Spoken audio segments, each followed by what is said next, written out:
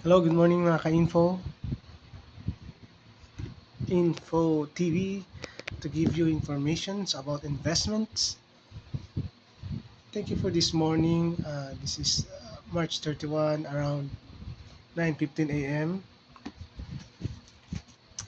I'm going to give you advice kung saan tayo dapat mag-invest and ano yung benefits na makukuha natin sa investment na to. Okay? Sorry.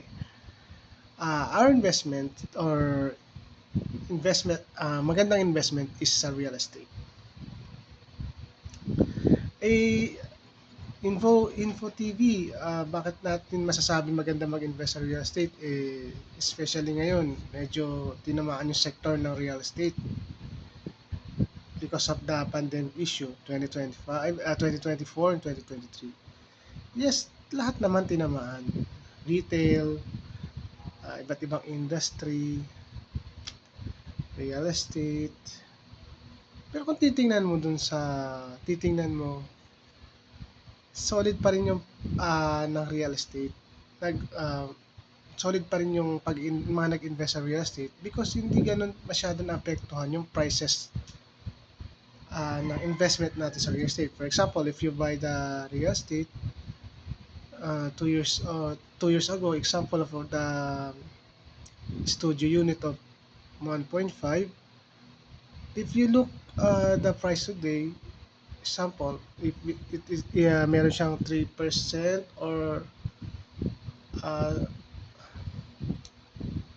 quarterly price increase, makita mo pa rin na nag-appreciate pa rin yung value ng investment mo, no? Sa real estate, 'di ba?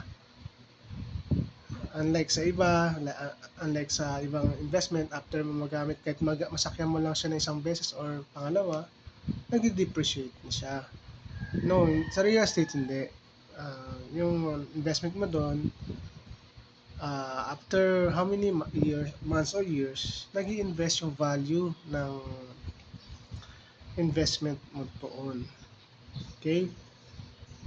So, real estate ang isa sa pinakamagandang investment kasi alam mo bang sa buong mundo, marami nang pinayamang mga investors o yumamang investors sa pag-invest nila sa real estate. Di ba?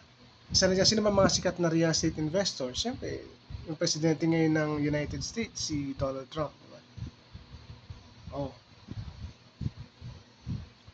Oh, meron pa nga yan condo dyan sa Makati na Donald Trump Tower. Okay, sa next video natin guys, i-share ko sa inyo yung mga bentahe at mga advantages ng pag-invest sa condominiums. Okay, salamat. See you again to my next vlog.